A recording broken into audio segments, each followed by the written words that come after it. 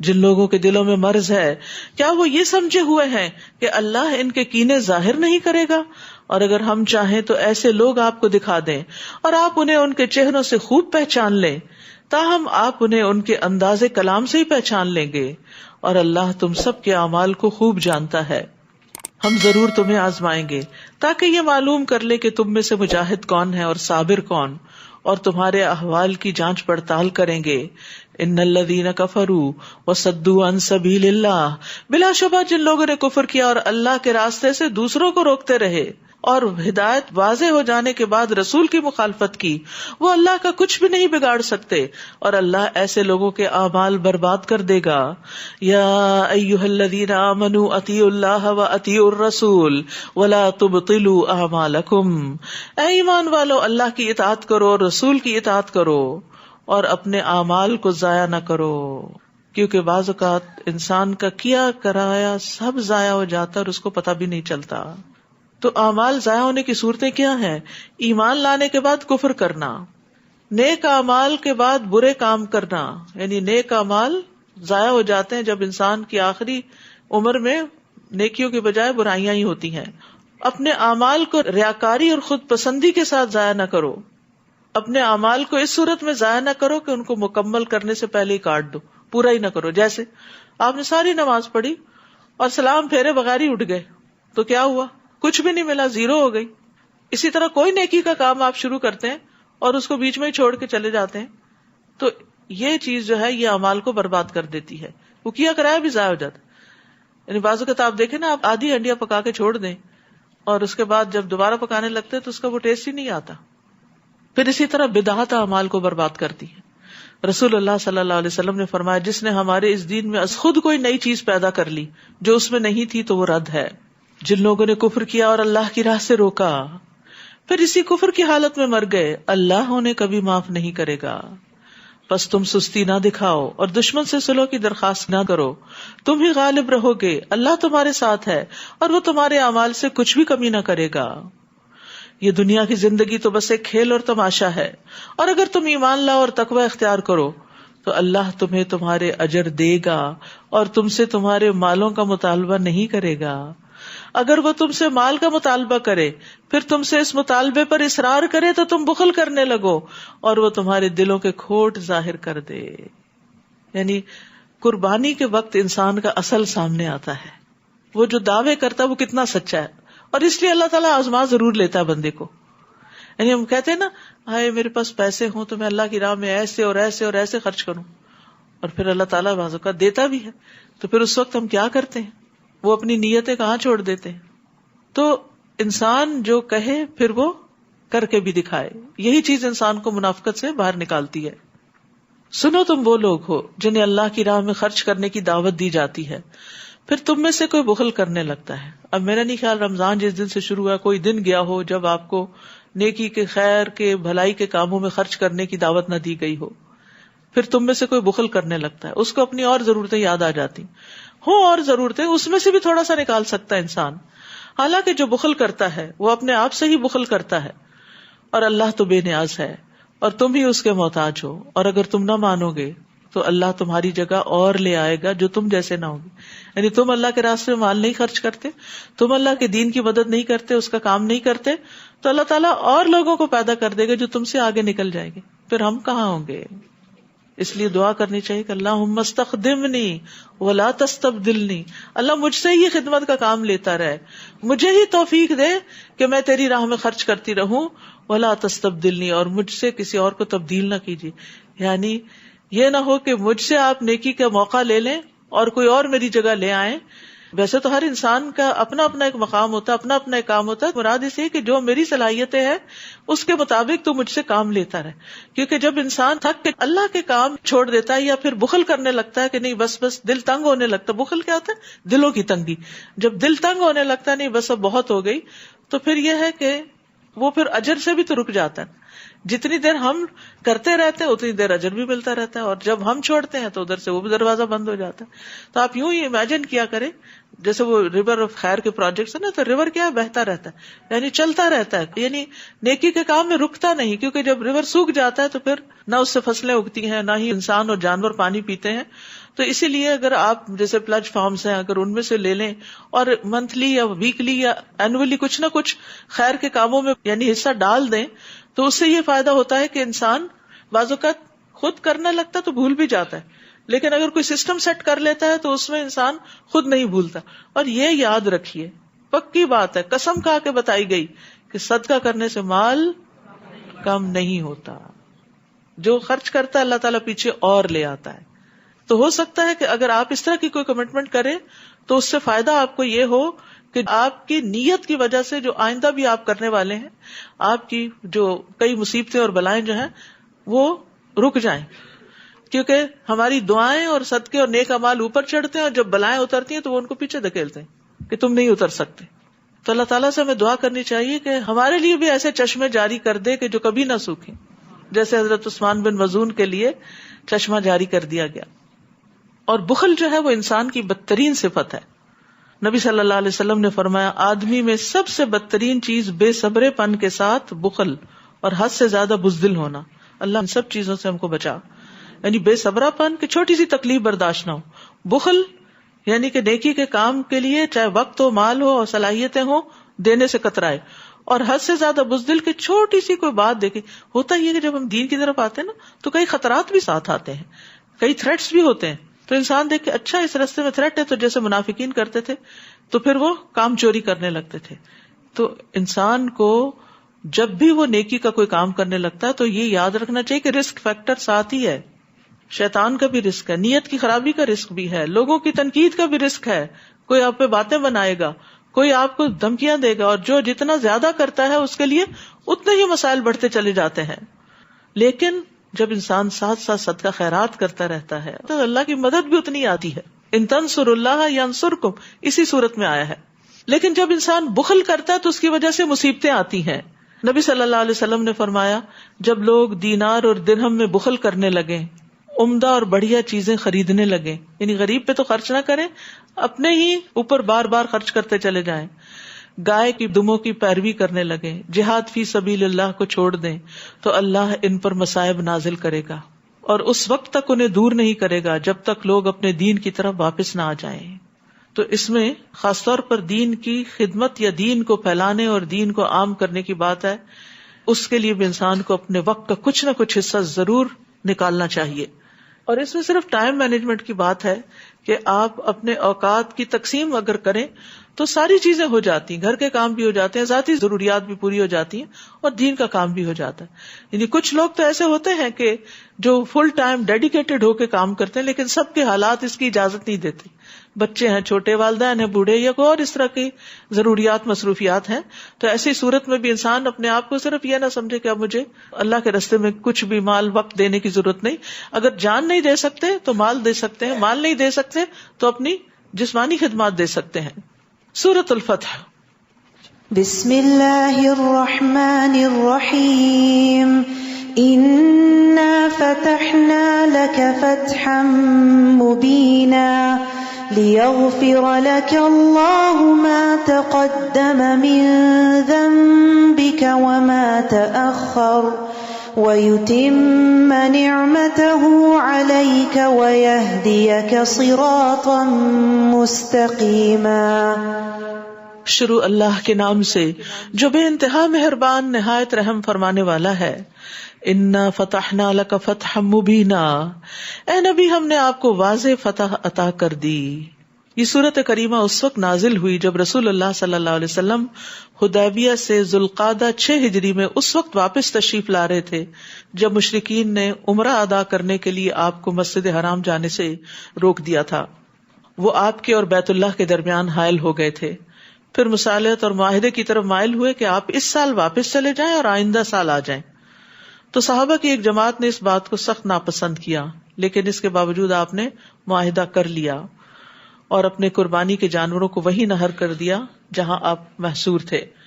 اور پھر آپ واپس تشریف لائے تو راستے میں اللہ تعالیٰ نے سورت نازل کی، اور اگرچہ آپ عمرہ کیے بغیر آئے تھے اور ایسی شرائط پہ صلح کر کے آئے تھے جس پر صحابہ بہت پریشان تھے، ایک بہت بڑی آزمائش تھی، لیکن اللہ سبحانہ وتعالیٰ نے جب سورت نازل کی تو اتنے پازیٹو انداز میں ساری سچویشن کو بدل دیا کہ آپ سمجھتے ہیں یہ ہزیمت تھی، یہ تو بہت بڑی فتح تھی اللہ کی طرف سے.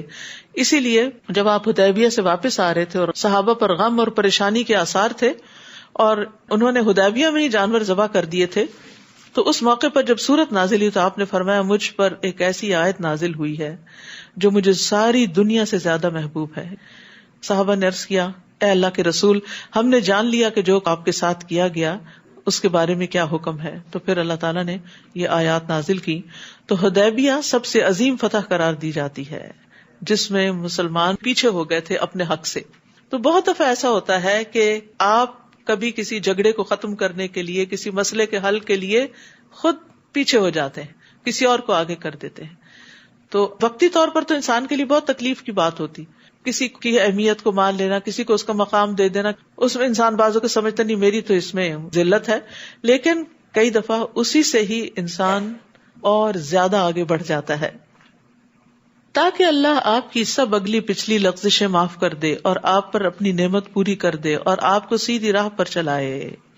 اللہ سبحانہ وتعالیٰ نے آپ کے لیے مغفرت کا وعدہ کر رکھا تھا، لیکن اس کے باوجود آپ اپنے آپ کو عبادت میں تھکاتے تھے. اگر ہمیں آج کہا جائے کہ آپ کے سارے گناہ معاف ہیں اور جنت آپ کے لیے، تو ہم کیا کریں گے؟ عبادت سے فارغ ہو کے دنیا میں لگ جائیں گے. لیکن آپ صلی اللہ علیہ وسلم کو دیکھیے کہ جنہوں نے ساری خوشخبریوں کے باوجود افلا اکون عبدا شکورا، کہ اللہ کا شکر ادا نہ کروں. تو عبادت صرف فرض سمجھ کے نہ کیا کرے، شکر کی ادائیگی کے طور پر بھی کیا کرے. خاص طور پہ جب تراویح پڑھتے ہیں تو شکر ادا کیا کرے. اللہ نے آپ کو صحت دی، وقت دیا، سہولت دی، موقع دیا کہ آپ اللہ کے لیے کھڑے ہو سکتے ہیں چند منٹ. اللہ تیرا شکر ہے. ہر روز شکر ادا کیا کرے تاکہ زندگی کے آخر تک کرتے چلے جائیں. کیونکہ انسان جو بوڑھا ہوتا جاتا ہے نا، پھر اس کو خوف اور گھبراہٹ ہونے لگتی ہے کہ پتہ نہیں اب میں یہ عبادت کر سکوں گا یا نہیں. قدم اٹھانے مشکل ہو جاتے ہیں تو قیام بھی مشکل ہو جاتے ہیں. لیکن اللہ سبحانہ وتعالیٰ شکر کی وجہ سے توفیق دیتا رہے گا. وہی تو ہے جس نے مومنوں کے دلوں میں اطمینان ڈال دیا تاکہ وہ اپنے ایمان کے ساتھ مزید اطمینان کا اضافہ کر لیں. اور آسمانوں اور زمین کے سب لشکر اللہ ہی کے ہیں اور اللہ سب کچھ جاننے والا اور حکمت والا ہے. تاکہ مومن مردوں اور مومن عورتوں کو ایسے باغوں میں داخل کرے جن کے نیچے نہریں بہ رہی ہیں، جن میں وہ ہمیشہ رہیں گے، اور ان سے ان کی برائیاں دور کر دے. اور یہ اللہ کے نزدیک بڑی کامیابی ہے. سب سے بڑی کامیابی اللہ کے نزدیک کیا ہے؟ جنت میں داخلہ. اور منافق مردوں اور منافق عورتوں اور مشرک مردوں اور مشرک عورتوں کو عذاب دیں. یہاں عورتوں کا ذکر الگ الگ بھی آیا جو اللہ کے بارے میں برا گمان رکھتے ہیں. بری گردش انہی پر پڑ گئی اور ان پر اللہ کا غضب ہوا. اس نے ان پر لعنت کی اور ان کے لیے جہنم تیار کی جو بہت برا ٹھکانہ ہے. وَلِلَّهِ جُنُودُ السَّمَاوَاتِ وَالْأَرْضِ، آسمانوں اور زمین کے سارے لشکر اللہ ہی کے ہیں اور اللہ ہر چیز پر غالب اور حکمت والا ہے. سبحان اللہ، سارے تو اس کے آگے مسخر ہیں. اس لیے کوئی کام مشکل ہو تو بس اس کو پکاریں کہ اللہ تیرے پاس تو لشکر ہے، یعنی ہم تو کمزور ہیں لیکن تو سب کچھ کرنے والا ہے، تو میرے لیے حالات میں آسانی پیدا کر دے. انا ارسلناک شاہدا ومبشرا ونذیرا، اے نبی ہم نے آپ کو شہادت دینے والا، بشارت دینے والا اور ڈرانے والا بنا کر بھیجا تاکہ تم اللہ پر اور اس کے رسول پر ایمان لاؤ اور اس کی مدد کرو، اس کی تعظیم کرو اور صبح و شام اللہ کی تسبیح کرو. رسول اللہ صلی اللہ علیہ وسلم کا مقام بتایا گیا اور اس کے بعد ہمیں کام بتایا گیا کہ ہم نے کیا کرنا ہے کہ آپ کی مدد اور آپ کی عزت. بلا شبہ جو لوگ آپ سے بیعت کر رہے ہیں وہ اللہ ہی کی بیعت کر رہے ہیں، ان کے ہاتھوں پر اللہ کا ہاتھ ہے. اب جو شخص اس عہد کو توڑے تو اسے توڑنے کا وبال اسی پر ہوگا، اور جو شخص اس عہد کو پورا کرے، بیعت ایک عہد ہوتا ہے، کمٹمنٹ ہوتی ہے، تو جو شخص اس عہد کو پورا کرے جو اس نے اللہ سے کیا تھا تو عنقریب اللہ اسے بڑا اجر عطا کرے گا.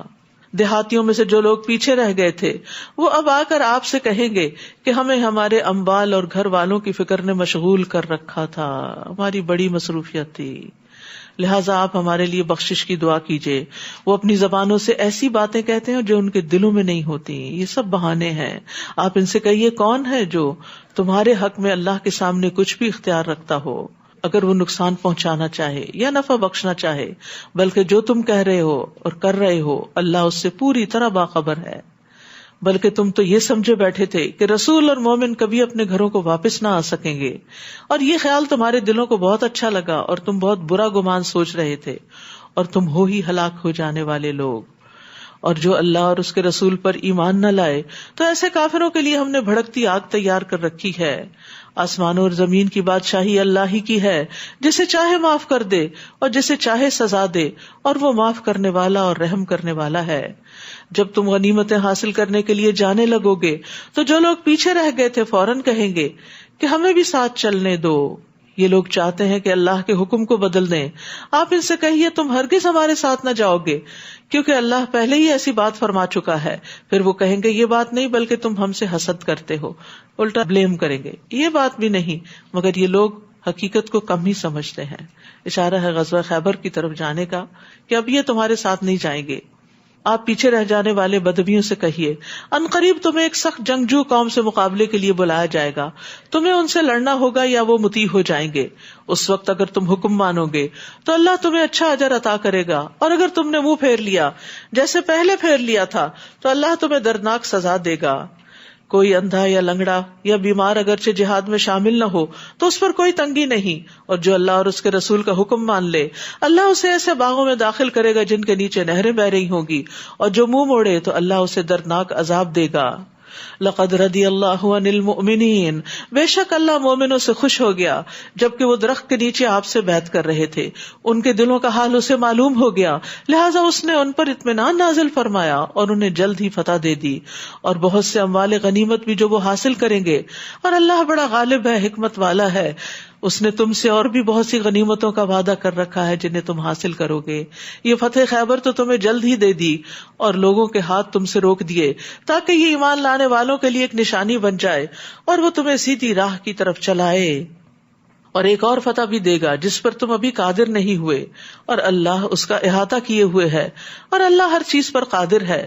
اگر کافر لوگ تم سے جنگ کرتے تو یقیناً پیٹ پھیر جاتے، پھر وہ کوئی حامی اور مددگار بھی نہ پاتے. یہی اللہ کی سنت ہے جو پہلے لوگوں میں جاری رہی ہے. آپ اللہ کی سنت میں کوئی تبدیلی نہ پائیں گے. وہی تو ہے جس نے وادی مکہ میں تم سے ان کے ہاتھ روک دیے اور ان سے تمہارے، جبکہ اس سے پہلے اللہ تمہیں ان پر غالب کر چکا تھا، اور جو کچھ تم کر رہے تھے اللہ سب کچھ دیکھ رہا تھا. یہ وہی لوگ ہیں جنہوں نے کفر کیا اور تمہیں مسجد حرام سے روکا اور قربانی کے جانوروں کو ان کی قربان گاہ تک پہنچنے سے روکا. اور اگر مکہ میں کچھ مومن مرد اور مومن عورتیں نہ ہوتی جنہیں تم نہیں جانتے تھے، اور یہ خطرہ نہ ہوتا کہ جنگ کی صورت میں تم انہیں پامال کر دو گے تو پھر ان کی وجہ سے تمہیں نادانستہ کوئی پشیمانی لاحق ہوگی تو تمہیں لڑنے سے روکا نہ جاتا. اور روکا اس لیے گیا تاکہ اللہ جسے چاہے اپنی رحمت میں داخل کرے. اگر مومن ان سے الگ ہو گئے ہوتے تو ان اہل مکہ میں سے جو کافر تھے انہیں ہم دردناک سزا دیتے.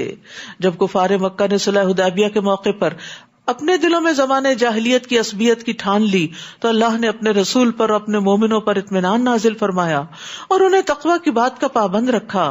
وہی اس کے زیادہ حقدار اور اس کے اہل تھے، اور اللہ ہر چیز کو خوب جاننے والا ہے.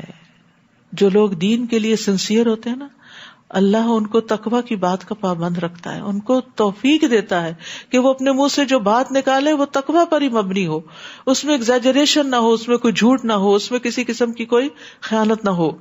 لقد صدق اللہ رسولہ الرؤیا بالحق، بلا شبہ اللہ نے اپنے رسول کو سچا خواب دکھایا تھا جو ایک حقیقت تھا کہ تم انشاءاللہ مسجد حرام میں امن کے ساتھ داخل ہوگے. اس عمرے سے پہلے آپ کو خواب میں دکھایا گیا تھا کہ آپ مکہ گئے ہیں، لیکن حدیبیہ سے واپس آنا پڑا تو لوگوں کے دل میں وسوسے آنے لگے کہ آپ کا خواب تو وہی ہوتا ہے، تو یہ کیا ہوا؟ تو اس پر انہیں تسلی دی گئی کہ یہ خواب پورا ہوگا، اور اس وقت تم سر منڈواؤ گے، بال کتراؤ گے اور تمہیں کوئی خوف نہ ہوگا. وہ اس بات کو جانتا تھا جسے تم نہیں جانتے تھے، لہٰذا اس فتح سے پہلے اس نے ایک قریبی فتح خیبر تمہیں عطا کر دی. هو الذي ارسل رسوله بالهدى ودين الحق ليظهره على الدين كله وكفى بالله شهيدا. وہی تو ہے جس نے ہدایت اور دین حق دے کر اپنا رسول بھیجا تاکہ اسے باقی ادیان پر غالب کر دے، اور اس حقیقت پر اللہ کی گواہی کافی ہے۔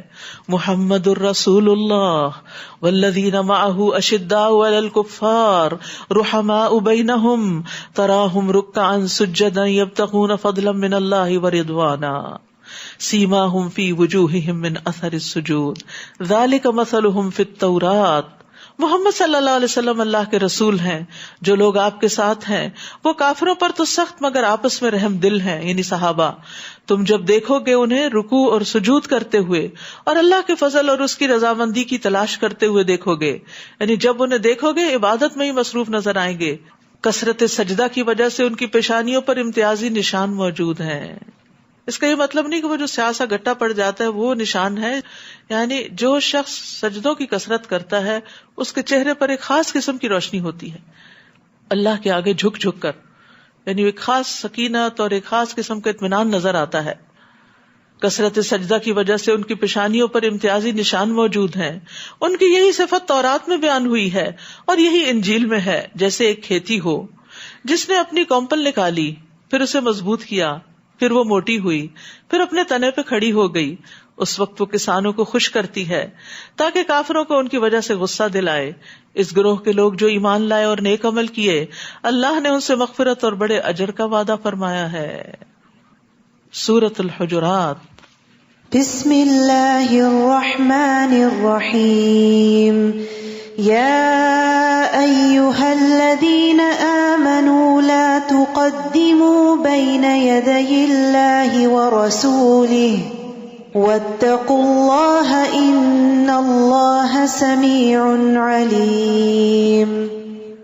شروع کرتی ہوں اللہ کے نام سے جو بے انتہا مہربان نہایت رحم فرمانے والا ہے۔ اے ایمان والو، اللہ اور اس کے رسول کے سامنے پیش قدمی نہ کرو، ان سے آگے نہ بڑھو، اور اللہ سے ڈرتے رہو، بلا شبہ اللہ تعالیٰ سب کچھ سننے والا اور جاننے والا ہے۔